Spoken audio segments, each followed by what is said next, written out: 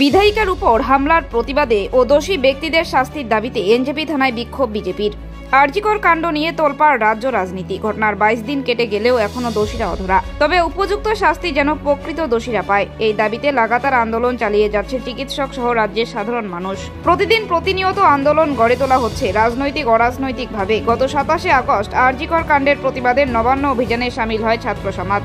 সেই অভিযান ঘিরে ধুমধুমার কাণ্ড বাধে পুলিশ ও আন্দোলনকারীদের মধ্যে। ছাত্রদের উপর পুলিশি হামলার প্রতিবাদে 28শে আগস্ট 12 ঘন্টা বন্ধের ডাক দেয় বিজেপি। বন্ধকে সার্থক করতে পথে নামে বিজেপি কর্মীরা। শিলিগুড়িতেও এদিন বন্ধের সমর্থনে পথে নেমেছিলেন ডাবগ্রাম ফুলবাড়ির বিধায়িকা শিখা চ্যাটার্জি। এনজেপি এলাকায় বন্ধ প্রচারে গেলে সেখানেই পুলিশের সামনে তৃণমূল কর্মীদের দ্বারা আক্রান্ত হন শিখা চ্যাটার্জি। আক্রান্ত হন উপস্থিত জলপাইগুড়ি জেলার এমপি ডক্টর জয়ন্ত রায়। তার গাড়ির উপরও হামলা চালায় তৃণমূল কর্মীরা। এমন ঘটনার পরেও দোষীরা অধরা। তারই প্রতিবাদে রবিবার দুপুর 1টা নাগাদ এনজেপি থানা ঘেরাও কর্মসূচি গ্রহণ করে বিজেপির 6 নম্বর মণ্ডল কমিটি। বিধায়িকা শিখা চ্যাটার্জির উপস্থিতিতে এই কর্মসূচি গ্রহণ করা হয়। অন্যদিকে পুলিশের পক্ষ থেকে থানার সামনে বিশাল পুলিশি ব্যারিকেড দেওয়া হয়। আন্দোলনকারীরা থানায় প্রবেশ করতে গেলে পুলিশি বাধার মুখে পড়তে হয় তাদের।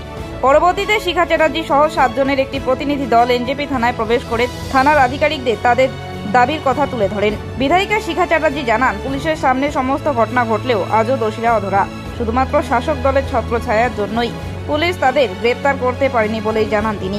দুদিনের মধ্যে দোষীদের শাস্তির ব্যবস্থা গ্রহণ না করলে আগামীতে আরো বৃহত্তর আন্দোলন গড়ে তোলা হবে বলে জানান তিনি। আমরা কিন্তু বড়বাবুর কাছে এসেছিলাম যে শান্তিপূর্ণভাবে জিজ্ঞেস করে যাব যে অ্যারেস্ট হলো না কেন, তারা এরকম ভাবে ঘুরে বেড়াচ্ছে, ব্যাপারটা কি আছে, আপনি কি অ্যারেস্ট করবেন না করবেন না। ওনারা এমন ভাবে ব্যারিকেড করে রেখে দিলেন, মনে হচ্ছে যে মানে এমন বিশাল কিছু কোনো ক্রিমিনালরা এখানে আসছে, থানা আক্রমণ করতে আসছে অস্ত্র শস্ত্র নিয়ে, সেরকম অবস্থা হয়ে গেলেন। ওনাদের হেভি প্রোটেকশনের দরকার, তার জন্য প্রচুর পরিমাণে ফোর্স রেখে দিলেন। কিন্তু আমরা তার জন্য আসিনি, আমরা খালি হাতে এসেছিলাম যে কবে ওদের অ্যারেস্ট করা হবে। বড়বাবু বললেন যে আপনারা কয়েকজন নিয়ে ভেতরে আসুন। অবশ্যই আমরা গিয়ে জিজ্ঞেস করলাম কবে আপনি অ্যারেস্ট করবেন।